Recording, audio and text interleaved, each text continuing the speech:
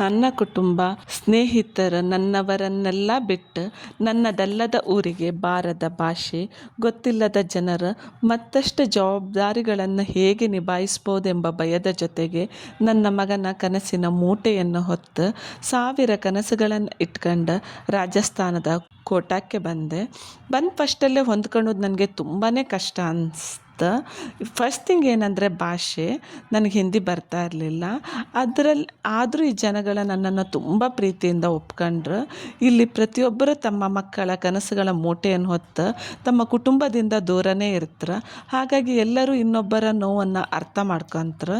ಕೋಟದಲ್ಲಿ ಒಂದು ವಿಶೇಷತೆ ಅಂದರೆ ಭಾರತದ ಮೂಲೆ ಮೂಲೆಯ ಜನ ಇಲ್ಲಿರ್ತಾರೆ.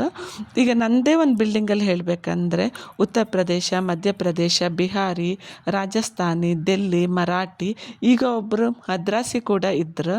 ನಂಗೆ ಇದು ನೋಡಿದೊತ್ತಿಗೆ ನಮ್ಮ ರಾಷ್ಟ್ರಗೀತೆಯ ಪಂಜಾಬ, ಸಿಂಧು, ಗುಜರಾತ, ಮರಾಠ, ದ್ರಾವಿಡ, ಉತ್ಕಲ, ವಂಗ ಎಂಬ ಲೈನ್ ನೆನಪಾತು.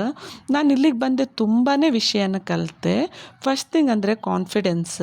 ನಾ ಜೀವನದಲ್ಲಿ ಯಾವತ್ತೂ ಡಿಪೆಂಡಾಗೇ ಇದ್ದವಳು ಇಷ್ಟ ದಿನನೂ. ನಾನು ಒಬ್ಬಳೇ ನನ್ನ ಮಕ್ಕಳನ್ನ ನಾನು ನಿಭಾಯಿಸ್ಬೋದೆಂಬ ಯಾವುದೇ ಕಾನ್ಫಿಡೆನ್ಸು ಇರಲಿಲ್ಲ. ಬಟ್ ಇಲ್ಲಿಗೆ ಬಂದ್ರ ಮೇಲೆ ಆ ಕಾನ್ಫಿಡೆನ್ಸ್ ಬಂತು. ಇನ್ನೊಂದು ಥಿಂಗ್ ಅಂದರೆ ನಾ ಈಗ ನಾರ್ತ್ ಇಂಡಿಯನ್ ನೋಡ್ದತ್ತಿ ಇವರೆಲ್ಲರೂ ಮೆಂಟಲಿ ತುಂಬ ಸ್ಟ್ರಾಂಗ್ ಇರ್ತಾರೆ. ಬಟ್ ನಾನು ಎಮೋಷ್ನಲಿ ತುಂಬ ವೀಕ್ ಇದ್ದಿದ್ದೆ. ಬಟ್ ಇವ್ರನ್ನ ನೋಡಿ ಎಲ್ಲೋ ಒಂದು ಸ್ವಲ್ಪ ನಾನು ಮೆಂಟಲಿ ಸ್ಟ್ರಾಂಗ್ ಆಗಿದ್ದೇನೋ ಅಂತ ಅನ್ಸತ್ತೆ. ಅದ್ರ ಜೊತೆಗೆ ಹೇಳಬೇಕಂದ್ರೆ ನನಗಿರುವ ಹಿಂದುತ್ವದ ಕಲ್ಪನೆಯೇ ಚೇಂಜ್ ಆಯಿತು. ಇಲ್ಲಿ ಹಿಂದುತ್ವ ಅಂದರೆ ಈಗ ನಾನು ನಿಮ್ಗೆ ಹೇಳ್ಬೇಕಂದ್ರೆ ನಾವೀಗ ನಾರ್ಮಲಿ ಬೆಳಗ್ಗೆ ಯಾರೇ ಸಿಕ್ಕಿದಾಗ ಗುಡ್ ಮಾರ್ನಿಂಗ್ ಅಂತ ನಾನು ಹೇಳ್ತಿದ್ದೆ.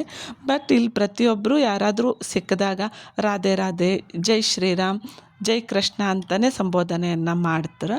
ಅದ್ರ ಜೊತೆ ಇಲ್ಲಿಯ ಪ್ರತಿಯೊಂದು ಮಗುವಿಗೆ ರಾಮಾಯಣ, ಮಹಾಭಾರತ, ಹನುಮಾನ್ ಚಾಲೀಸ್ನ ಬಗ್ಗೆ ಸ್ವಲ್ಪ ಆದರೂ ನಾಲೆಜ್ ಇದ್ದೇ ಇರುತ್ತೆ. ಅದ್ರ ಜೊತೆಗೆ ನಾವು ಎಷ್ಟೋ ಸತಿ ಹಬ್ಬಗಳ ಆಚರಣೆಗಳನ್ನು ಮಾಡುವಾಗ ನಮ್ಗೆ ಯಾಕೆ ಹಬ್ಬಗಳನ್ನು ಆಚರಿಸ್ತೆ ಅನ್ನೋದೇ ನಮ್ಗೆ ಗೊತ್ತಿರೋದಿಲ್ಲ. ಬಟ್ ಇಲ್ಲಿ ಹೇಳಬೇಕಂದ್ರೆ ಮನೇಲಿರೋ ಚಿಕ್ಕ ಚಿಕ್ಕ ಮಕ್ಕಳಿಗೂ ಯಾಕೆ ನಾವು ಹಬ್ಬಗಳನ್ನು ಆಚರಿಸ್ತಾರೆ, ಆ ಹಬ್ಬಗಳ ವಿಶೇಷತೆ ಏನಂತ ಗೊತ್ತಿರುತ್ತೆ. ಆ್ಯಸ್ ಎ ಹಿಂದೂ ಆಗಿ ನಾವು ನಮ್ಮ ಧರ್ಮಗಳ ಬಗ್ಗೆ, ಹಬ್ಬಗಳ ಆಚರಣೆಗಳ ಬಗ್ಗೆ ನಾವು ಮೊದಲು ತಿಳ್ಕೊಂಡಿರ್ಬೇಕು. ನನಗೆ ಅದು ಇಲ್ಲಿ ಬಂದಾಗ ತುಂಬಾ ಒಳ್ಳೆಯ ಒಂದು ಎಕ್ಸ್ಪೀರಿಯನ್ಸ್ ಕೊಡ್ತಂತ ಹೇಳ್ಬೋದು. ಅದ್ರ ಜೊತೆಗೆ ನಾನು ತುಂಬ ಪ್ಲೇಸನ್ನು ನೋಡಿದೆ ಇಲ್ಲಿಗೆ ಬಂದ್ರ ಮೇಲೆ. ಅದು ನನಗೆ ಎಷ್ಟು ಖುಷಿ ಕೊಟ್ಟಿತ್ತು ಅಷ್ಟೇ ನನಗೆ ಒಳ್ಳೆಯ ಅನುಭವವನ್ನು ಕೊಟ್ಟಿತ್ತು.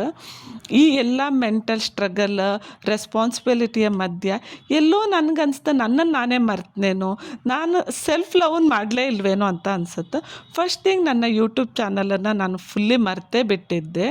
ಬಟ್ ನಾನು ಈಗ ಅಂದ್ಕೊಂಡಿದ್ದೆ 2026 ನನ್ನ ಯೂಟ್ಯೂಬ್ ಚಾನಲನ್ನು ನಾನು ರೀಸ್ಟಾರ್ಟ್ ಮಾಡಬೇಕಂತ ಅಂದ್ಕೊಂಡಿದ್ದೆ. ಈ ಸತಿ ನಾನು ನಿಮಗೆ ಸಾಧ್ಯವಾದಷ್ಟು ರಾಜಸ್ಥಾನದ ಜನರ ಒಂದು ಜೀವನ ಅಥವಾ ಅವ್ರ ಪ್ಲೇಸ್ಗಳನ್ನು, ಅವರ ಅಡುಗೆ ಪದ್ಧತಿಗಳನ್ನು, ಹಾಗೆ ಉತ್ತರ ಭಾರತೀಯರಿರ್ಬೋದು ಬಿಹಾರಿ ಅಥವಾ ಮಧ್ಯಪ್ರದೇಶ್ ಇವರ ಆಹಾರ ಪದ್ಧತಿಯ ಕೆಲವೊಂದು ಫುಡ್ಗಳನ್ನು ನಿಮ್ಗೆ ತೋರ್ಸೋಕ್ಕೆ ಟ್ರೈ ಮಾಡ್ತೆ.